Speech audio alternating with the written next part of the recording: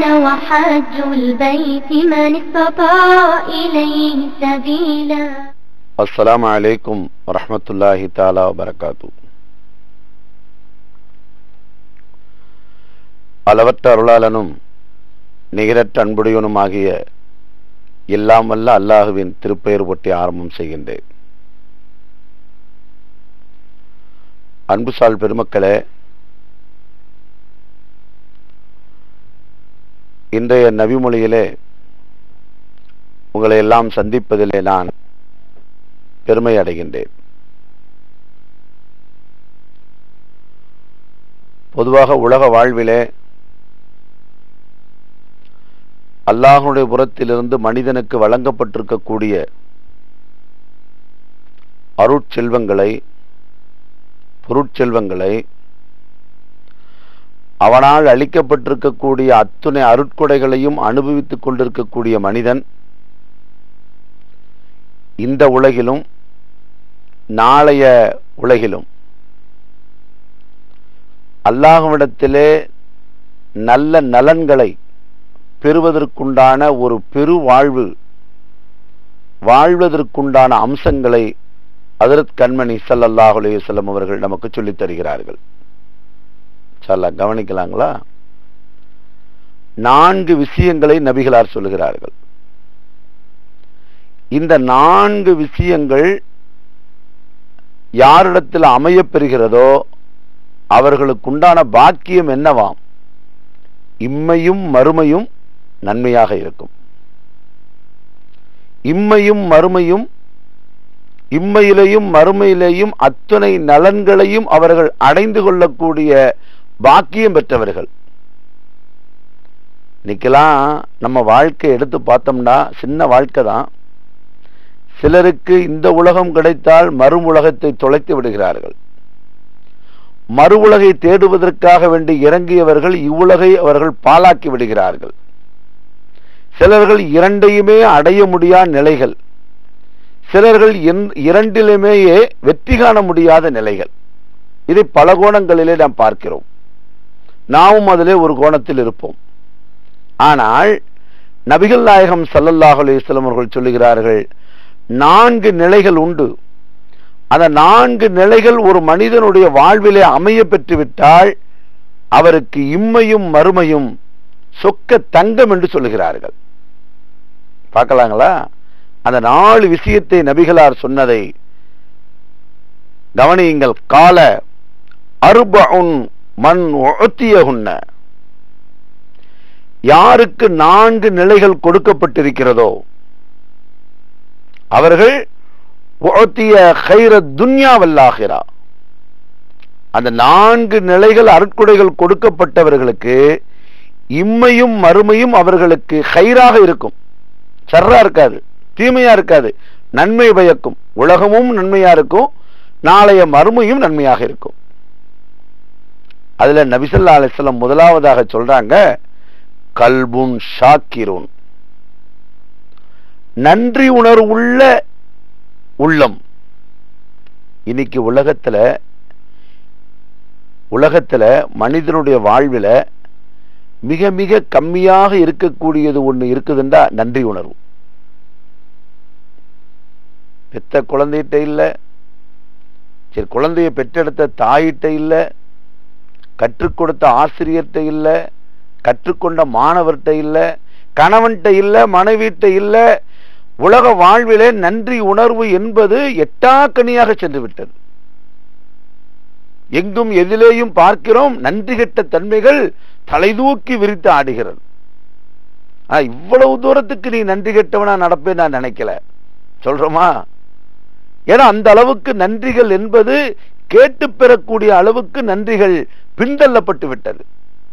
அதனாலதான் நபி ஸல்லல்லாஹு அலைஹி வஸல்லம் சொல்றாங்க, கல்புன் ஷாக்கிரூன், நன்றி உணர்வுள்ள உள்ளம். இது எல்லோரிடத்திலும் இருக்கணும். இருந்தால் இந்த உலகமும் சிறப்பாக இருக்கும், நாளைய மறுமையும் சிறப்பாக இருக்கும். சில நன்றி உணர்வை பகிர்ந்து கொள்வோமா? நன்றி உணர்வோடு பத்திரப்படுத்தி வாழக்கூடிய பக்குவம் நமக்கு கிடைக்கப்பெற வேண்டும். அப்பொழுதுதான் இரு உலகமும் சிறந்ததாக அமையப்பெறும்.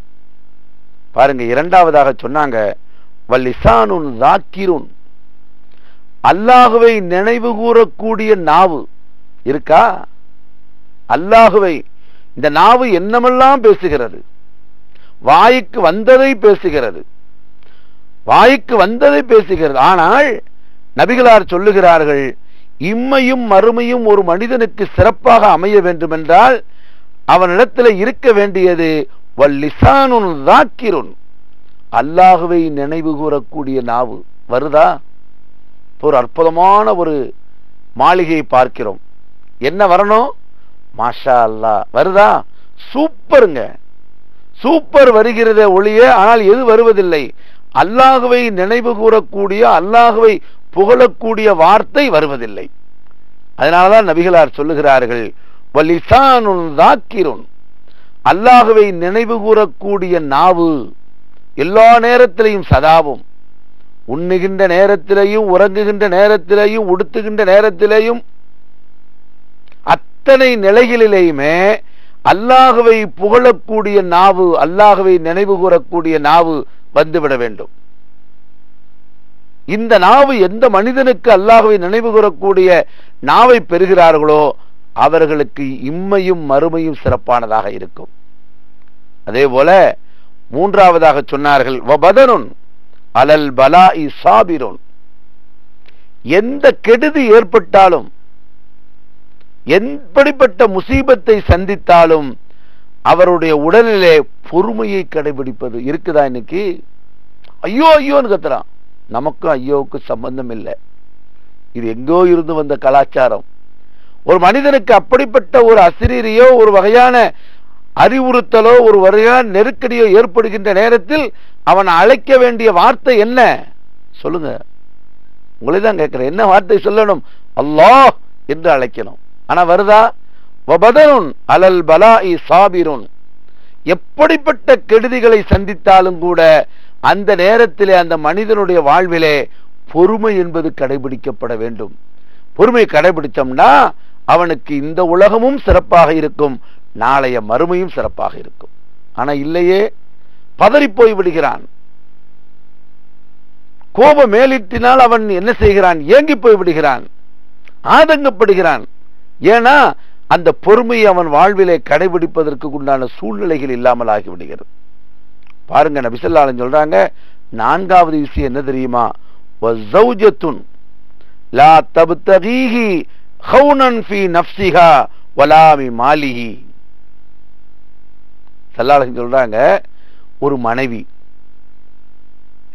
தனது உயிருக்கும் தனது கணவனின் உடைமைக்கும் துரோகம் இழைக்காத மனைவி, இது அமைஞ்சிருச்சுன்னு வச்சுக்கோங்க, அவனுக்கு இந்த இரு உலகமுமே சிறப்பாக அமைஞ்சிரும். தனக்கும் தன்னுடைய கணவனுடைய உடைமைக்கும் துரோகம் இழைக்காத மனைவி ஒரு மனிதனுடைய வாழ்விலே அமைய பெற்று விட்டால் இந்த நேமத்திருக்கிறதே, இது இரு உலகமும் அவனுக்கு சிறப்பை பெற்றதாக ஆகிவிடும், சிறப்பை பெற்றதாக ஆகிவிடும். கவனிச்சீங்களா? இந்த நான்கு அம்சங்கள் ஒரு மனிதனுடைய வாழ்விலே ஏற்படும் பொழுதுதான் அவனுக்கு இம்மையும் மறு சாலச் சிறந்ததாக அமைகிறது. அன்புசால் பெருமக்களே, இவைகளுக்கு நமது வாழ்விலே அப்படிப்பட்ட நசீபை பெறுவதற்கு நாம் முயற்சிக்க வேண்டும்.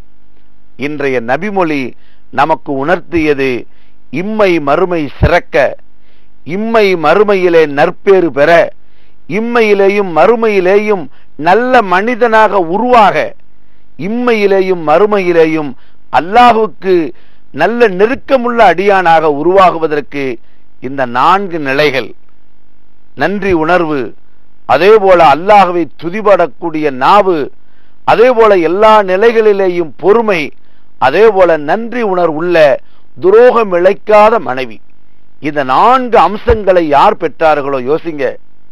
இதை பார்க்கின்றவர்களுடைய வாழ்விலே இந்த நான்கு அம்சங்களிலே 2 இருக்கிறதா, 3 இருக்கிறதா, 4 இருக்கிறதா, எவைகள் இல்லாமல் இருக்கிறதோ அவைகளை ஏற்படுத்திக் கொள்வதற்கும், 4மே இல்லை என்றால் அந்த 4 நிலைகளையும் நம் வாழ்விலே நன்றி உணர்வுகளையும் அல்லாஹ்வை புகழக்கூடிய நிலைமையையும் ஏற்படுத்திக் கொள்வதற்கு முயல்வோமாக. அப்படிப்பட்ட நசீபை அல்லாஹ் நமக்கு தந்தருள்வானாக. இன்ஷா அல்லாஹ் நாளை சந்திப்போமா? அஸ்ஸலாமு அலைக்கும் வரஹ்மத்துல்லாஹி வபரகாத்துஹு.